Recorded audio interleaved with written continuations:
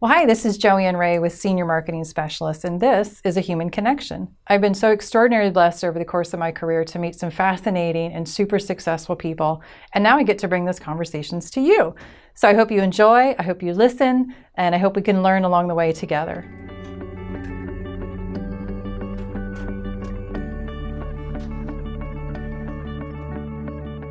Just telling our guest that I've had him on my list for a very long time of somebody that I have always wanted to sit down and visit with. And I couldn't be more pleased to have as our guest today, Alan Pauley, who I've known way too long for many, many years. We'll get into that here in a minute. Some of our funny beginnings, both of us in this industry, but has worked his way to where you see the beautiful view of the skyline of Dallas as one of the vice presidents of marketing there at Integrity Marketing Group. So welcome, Alan Pauley. Yeah, Joanne, thank you very much. I'm so excited to be here. I really appreciate the invitation. And then when I saw the list of people that you've interviewed prior to me, it's amazing that you would even ask me. So I feel very honored to be here. Thank you very much. Absolutely. Well, I always tell the story. This is people that I've met along the way, that I've been honored enough to know and work beside, and that have been mentors of mine that I've learned from. And you are absolutely on that list, Alan. And we'll get into a lot of the reasons why that is. But for those of you that maybe don't know you, why don't you give just a quick little bio and background of what got you to Integrity and then what you're doing now?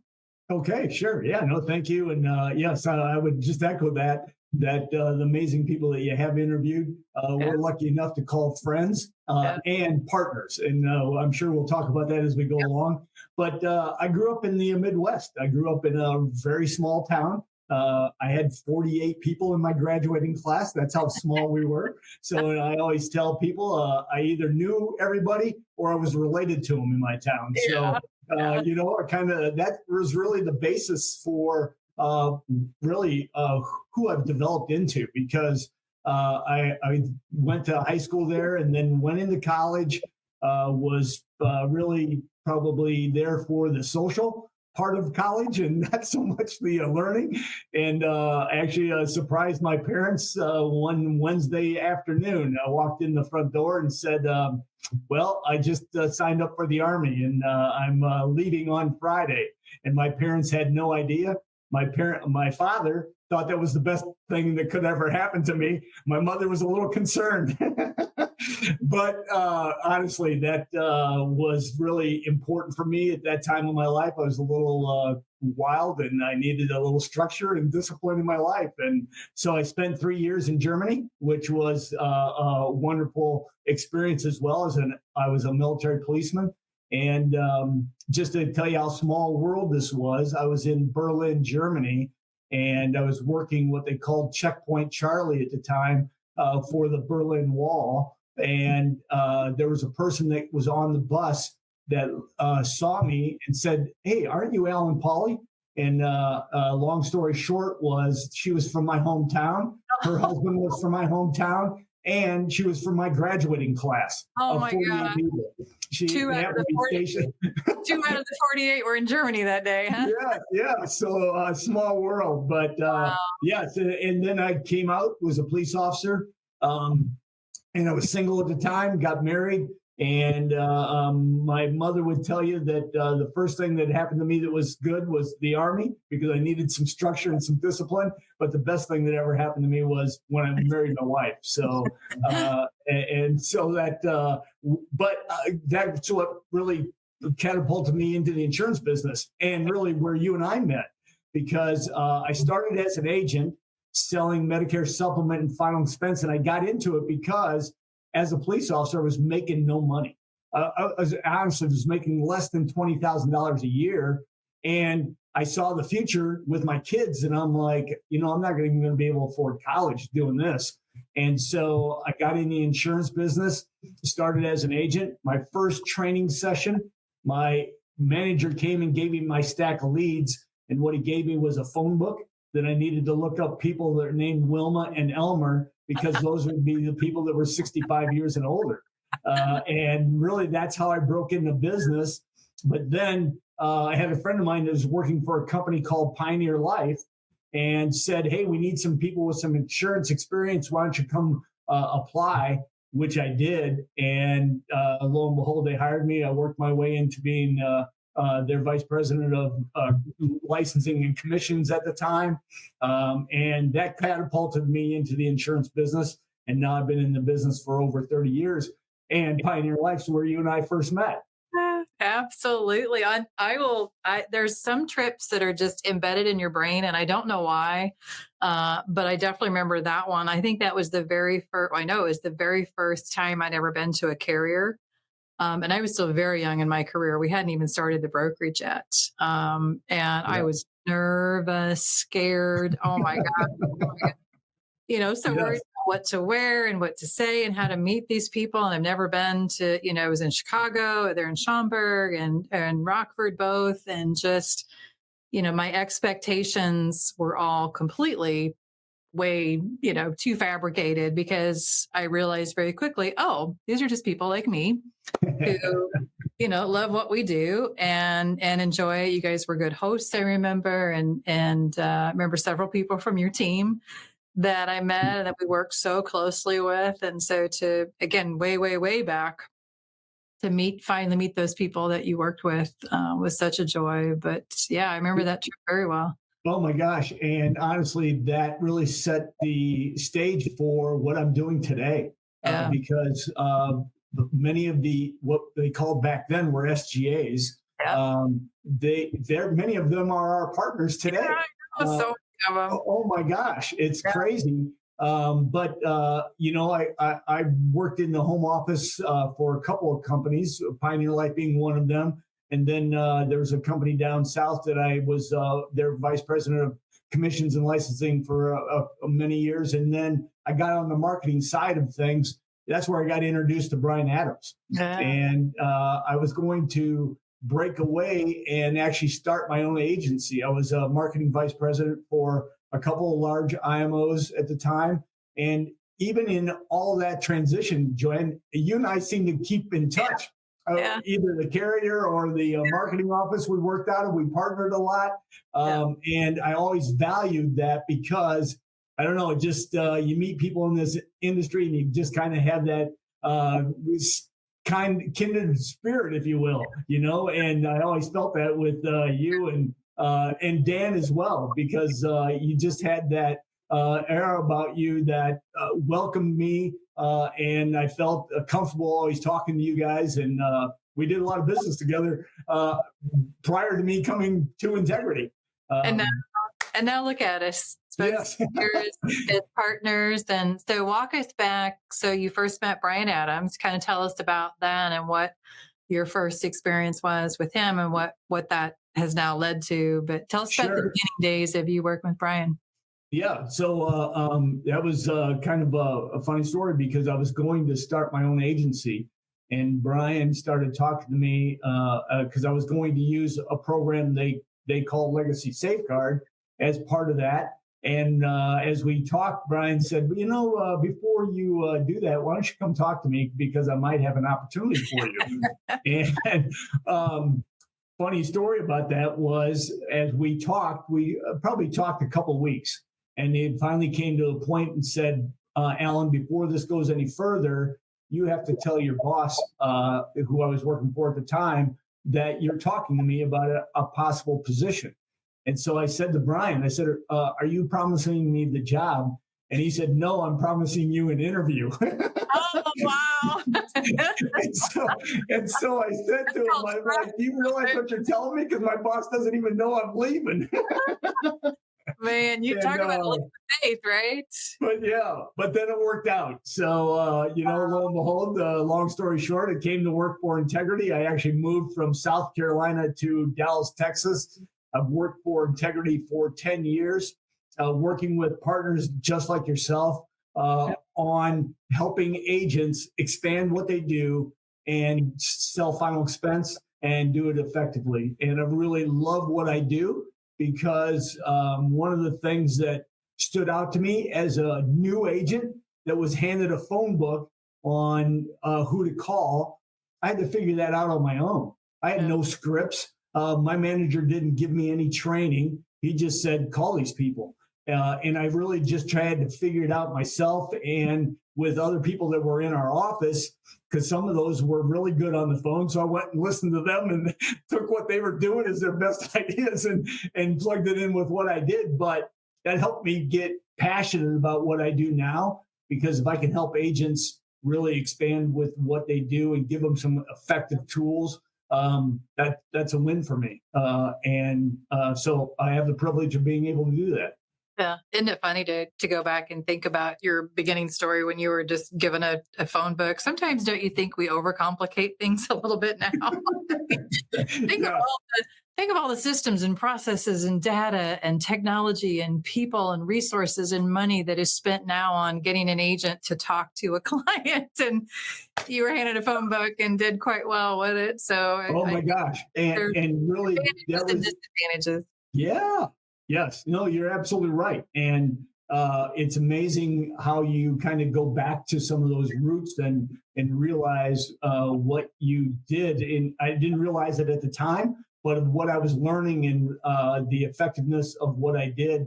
And now, really, it's the same now. Maybe we change a few words and phrases that we use, but essentially it's the same thing. All right. And it's a relationship business, as you know.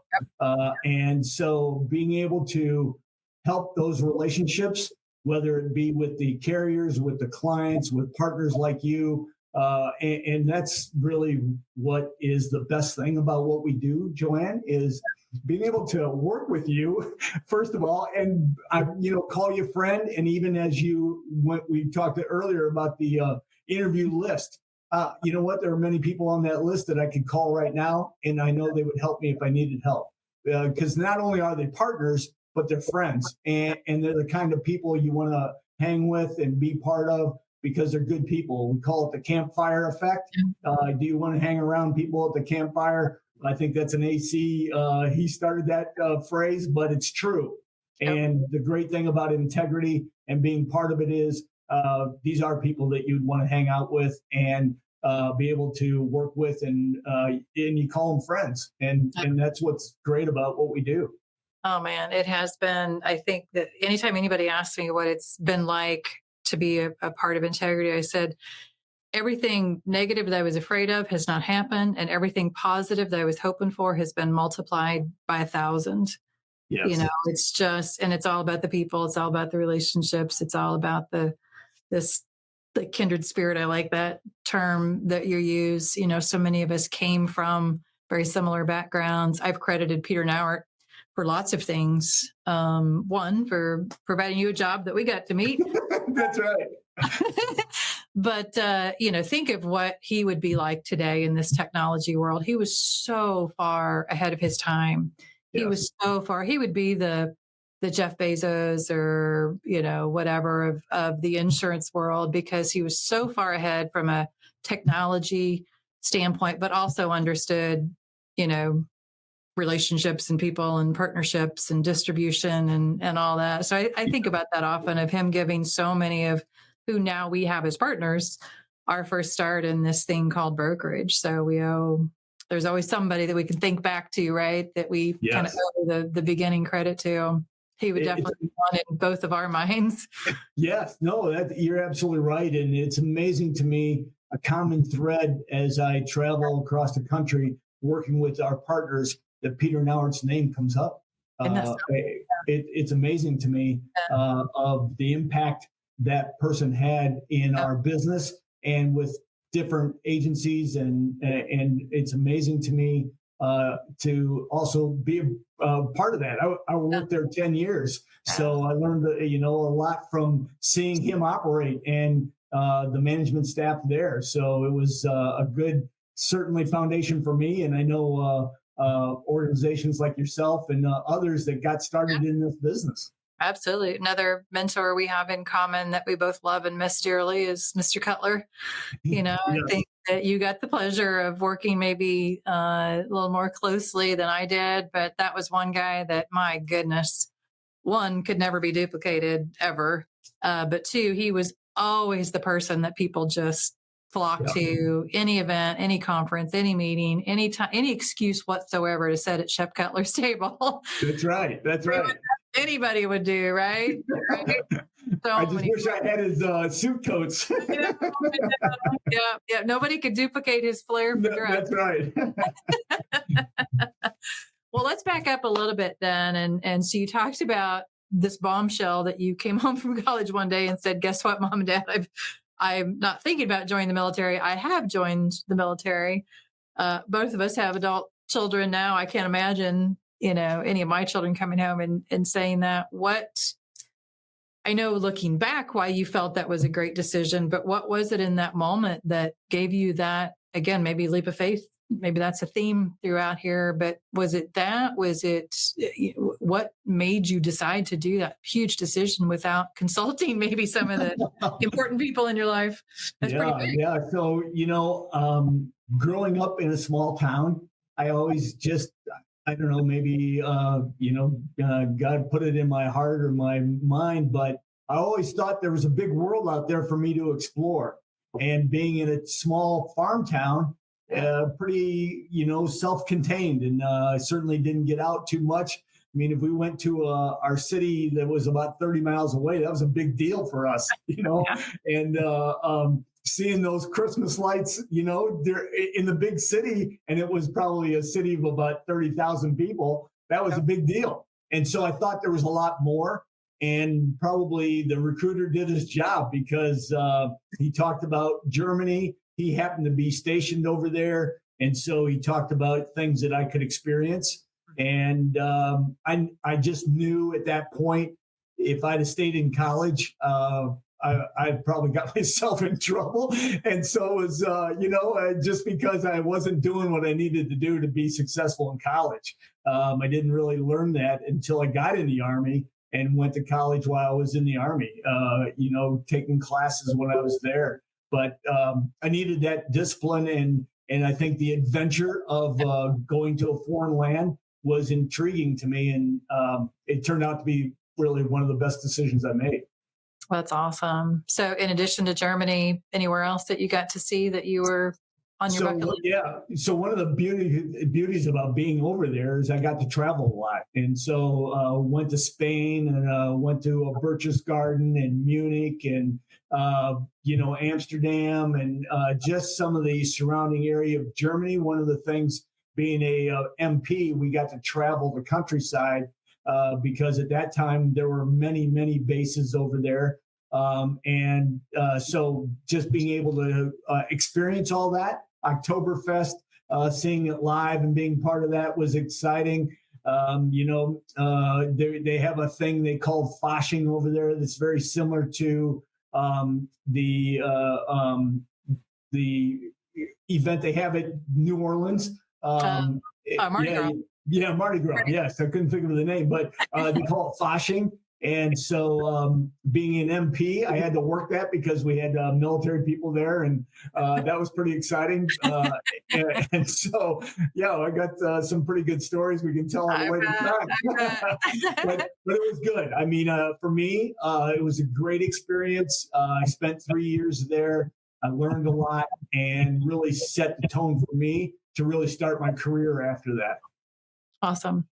So one of the things that I was telling you earlier that I can't wait to pick your brain on, because one of the things that I always know that I'm going to get from you, whether it's LinkedIn, social media of any kind, a phone call, when we do get a chance to see each other, is you exude positivity and joy and enthusiasm.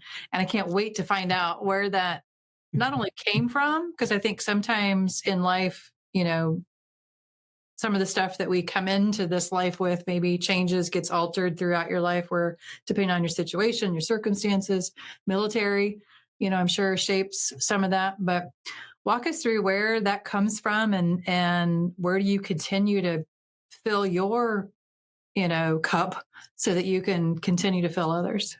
Sure. No, thanks. And really, for me, it probably started with my dad. My dad owned a gas station. At that time, it was a service station because they serviced all the cars, not only pumped gas, but they did the whole thing. And I can remember him. He always whistled. And so even my classmates today always say they remember that because Really? my father would be out in the pump and it'd be pouring rain and he'd be whistling. And, even on his bad days, I don't remember him really having a bad day. He just always seemed to be very positive. And so for me, that just started there. And I think that's where the service part of really what we do in this business came for me because I can remember on Christmas Day, my father would get calls from people. As you know, growing up in the Midwest, it can get pretty cold and people's cars wouldn't start. And people would call my father and say, hey, can you come help fix my car? And it happened on Christmas Day. And I know my mother gave him the look. You're like, you're going? And yes, he did. He went over to the neighbor's house, helped them get their car started, and then he came back home. But I always just saw that in him through his whole life. And so with that, one of the things that I know you'll relate to, as I started at Pioneer Life, we used to get a newsletter from the Barnes Agency. And I don't know if I've ever shared this with you, but on the your newsletter that you all sent, you would have something on the back, which you called it the back page, and you always had some kind of inspirational story or quote. I would rip those off, and I'll have to tell you right now, I still have those in my file drawer. Oh my From God. all No the years way. that I worked, and I worked there 10 years, Joanne. I have files and files of those because I'm a big quote person, and I'm very I love reading inspirational stories. And you would put different quotes throughout your newsletter, but you always had something on the back page. And I always ripped that back page off, and that really helped me. And of course, Dan was very positive and certainly motivating as well. And that just got me catapulted into that's the kind of what I want to exude as a person, as a professional, because one of the things about growing up in a small town, and it's probably true other ways, but I don't have that experience. So my experience is a small town, but service, you treat people like you want to be treated. And that's how I grew up. And I don't think as I got older, that even became more important to me because and when you asked me if I was drawn to integrity, that drew me to integrity just by the name integrity. Mm-hmm. I was drawn by Brian Adams, but and I told Brian not too long ago because I just hit my 10-year anniversary here at Integrity, and I said, "Hey, this really started with you talking to me because that relationship and his story is what inspired me to be part of this, and being able to share that with others is just a privilege and." Being here talking to you today, this is inspiring to me. That blows my mind, Alan. You've never said that to me in all these years. You've never told me that. You've been waiting just for this podcast, right? Yes.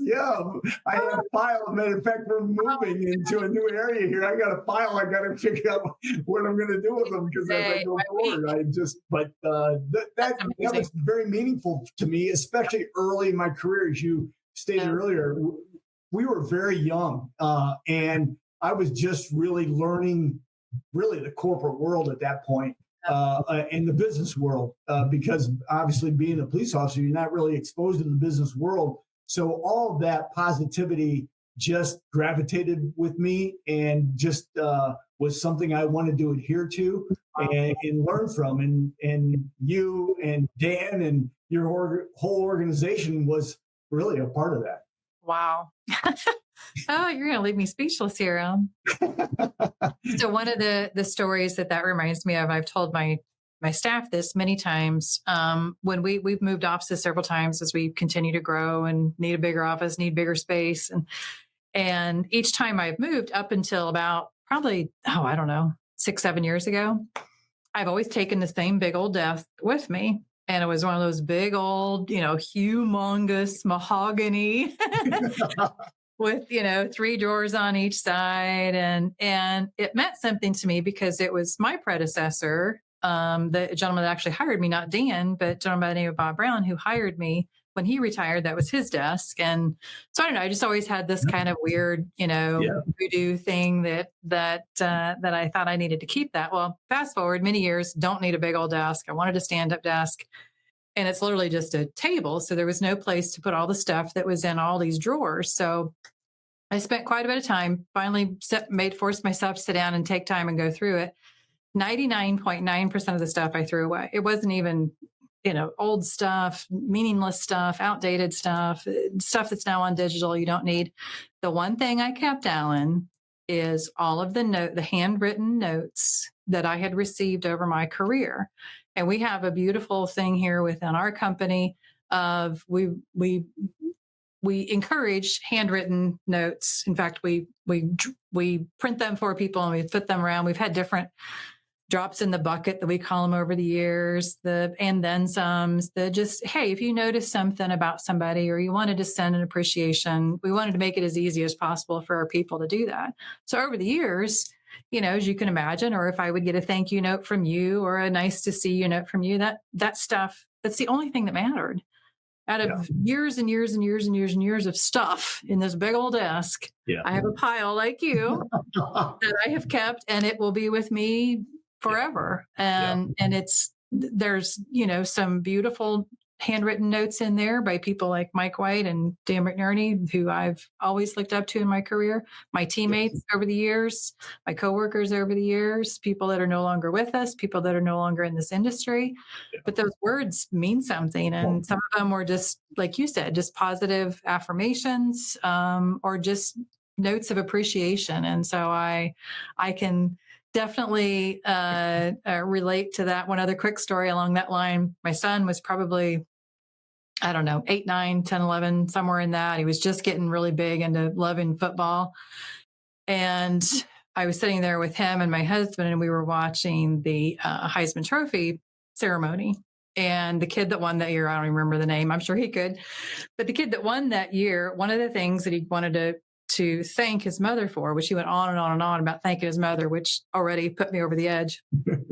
But one of the things that he wanted to thank her for was all the positivity in their home. He said she always had notes hung up on the fridge. She always had beautiful quotes on the wall. There were just notes and words of affirmation and positivity, he said, throughout our house. And it just kind of seeped in, I guess.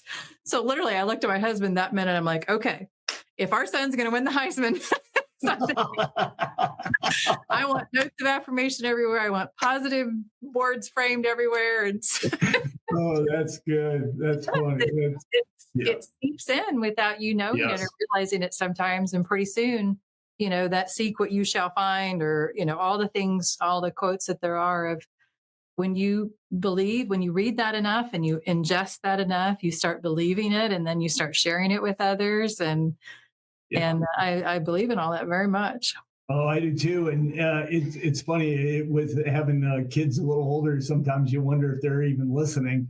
But when they reflect on something that you said or they see in your life, you're like, wow, they did really get it. Yeah. And it is, I think we don't always understand or realize the power of words. And once we know, how powerful they are, the more positive words we can use, the better we all are. And I think it's just part of who we are. And that's, again, I kind of go back to what we're doing, but being part of this team, these superstars that we get the privilege to work with every single day, it seems like I need to take a notebook every time I talk to one of them, because they always have something like a golden nugget that I need to write down so I remember it. I know. I've thought about that too, of literally like going around with like having my phone recording on, of and usually, and again, no disrespect toward them, a lot of times there isn't some great profound lesson that they're going to teach us. It's the basics of how you started this of with your dad of being in that service model, doing the right thing for Yes. people. My mother-in-law was a home health care nurse, and I remember many a Christmas mornings that we would kind of be frustrated because she wouldn't be there. And frustrated, you know what I mean, of just, Yeah, sure. kids are little and, you had a plan and now all of a sudden she had to be called away. And then the second she gets home and tells us about where she's been, we immediately felt guilty for any complaint we had because she was with somebody that, you know, was not in our shoes and we were Sure. not in their shoes. And thank goodness there are people like your dad that would go, get people unstuck or help them start their car. And those things that's the beauty of this whole thing we're doing. Well, it is. And, I'll share a quick story. So when my father did pass away, one of the privileges I had was being at the wake, and one of people I grew up with would come through and, give their condolences. But many of the men that came through would shake my hand and say, your dad was a good man. Yes, that's it. And yeah, yeah, yeah. That's what we're going. Getting a little emotional just even talking about that, but that's true. I know. That's what. Yeah, I mean that's all we're here for. that was impactful to me and powerful to hear because they got to experience it, and I was lucky enough to be able to be around it and see it. Wow, that is beautiful. So let's get to the good stuff. Your family now. So one of the things that you and I, first thing we do when we see each other is usually pull out our phones and brag about which grandchild is doing That's what right now. So Yes. talk about your boys and Sure. So let me talk about my wife first, Linda, first, and Linda, we've been married 39 years. Wow, And making the big trip to Hawaii for our 40th next year. Great So idea. Great idea. and both of us have not been to Hawaii, so that's going to be we're excited about that. But then I have two boys. One's married and two grandchildren, which I'll talk about in a minute. And then I got our youngest is a senior at University of North Texas, and going through to be a physical therapist. So so really, he's trying to get through biology and anatomy right at the moment. So hard. all that good stuff. But yeah, so then we have two grandchildren, a girl Aubrey that's 4. And a young man named Micah that's a year and a half and trying to be 4. And, it's amazing. And as I'm sure you've experienced as well, just the little things that make them just light up and shine. I mean, just as simple as they were here for Thanksgiving and we put the Christmas lights on and lit them all up and then went out to the neighborhood and people had their Christmas lights on and they're just amazed at seeing those come on at night. And it's great to see those bright smiles and the twinkle in their eye. That's amazing. Isn't that the best? So we had our 4-year-old granddaughter as well. Over the weekend, she got to spend the night Saturday night. And then Sunday, I wanted to start putting up Christmas stuff. And usually I always look forward to it, but somewhere along the line, it starts becoming a chore versus yes. the reason for the season and the joy of it. It's a job. It's a lot of work. And it just became a job, at a certain point. Well, my 4-year-old is there and I wasn't sure. I asked her mom, my daughter, how she'd be. And she's like, oh, I think sure she'll love it for a few minutes anyway. So my husband's bringing up, card or toad after toad after toad. This girl, I tell you what, Alan, I have a new fond memory now of decorating for Christmas. She was so into it. Everything she pulled out, even though I've seen it 100 times, was brand new to her. She was so excited. She would run around the house and try to put it in the right perfect spot, move it over here. And oh my goodness. So you're absolutely right. You see things through their eyes that all of a sudden it's like, okay, this is a pretty good gift we have here. This is not poor. So we'll have to get our 4-year-olds together. Now, are they close or where do they live? They live down by San Antonio, so not too far away. Oh, listen. So a little better. They used to live a little farther away, so it wasn't quite as easy. And now Yeah. being right in Texas, it makes it a lot easier. Yeah. Yeah. Yeah. Yeah. Well, we could literally do this all day. One of the things that I do want to ask, though, before we close, is any kind of where you go for your inspiration. Is there a favorite book, a favorite song, a favorite hiking place? Where do you go to just kind of keep that? I know you said it surrounds you, but every now and then you got to keep filling up your Yeah. cup. Where do you go for that? Yeah, no, thanks. I listen to a lot of podcasts, it goes back for me. It started with John Maxwell. Yeah. I read a lot of his books. Listened to a lot of his recordings. Zig Ziglar, back in the day, he was. Yeah. I really got filled up with him early on. We still have quotes all over our wall. The Oh Zig my Ziglar. gosh. Yeah, Yeah. there's so many that others have. Well, and yeah, Okay. I'll just tell you a quick story. So I was at one of your sessions at your office, Uh-huh. and you gave me a folder. It was blue, and in the inside folder, it said, Oh, if you help enough people get what they want in life, you'll get what you want. And it's to on our this wall. day, to this day, I have that on my desk because Yeah. it's really the what I do, and what we do here is in integrity, helping people, whether it's clients, agents, partners like you, carriers. Help them get what they want, and you'll get what you want. And so Zig Ziglar, a big part of that. I listen to Ed Milet as well. He has a podcast, and really, I take a lot of advice from partners that we work with, because they'll listen to something and say, "Hey, did you hear this?" I'm like, Right. "No, but I'm going to go listen to it right now." Right. And I travel a lot, so I have time on the planes and in cars to listen to that, and that's really where I get recharged. For me, my faith's a big part of who I am, and so on Sundays, that's a big part of me getting recharged as well. And so I belong to a good church, and here in our pastor, he's not only a biblical, but he's inspirational as well. And so that's all part of how I get fed for me. Yeah. Well, you have now been that source for so many people today that are listening, and anywhere in your daily walks that you go. I know you are that for so many people. So I appreciate you very much. I'm so glad we finally got this on the calendar and got to do this. And It's been my privilege. yeah, I was so excited when you asked me, Joanne, and we have such a history, and yeah, it's great to be able to spend some time with you. And I look forward to doing it in person. yeah. Well, you're now on the Hall of Fame of Human Connection now, so you got some pretty good company. Thank Awesome. you. Thank you very so much. much, Alan. All right, we'll talk soon.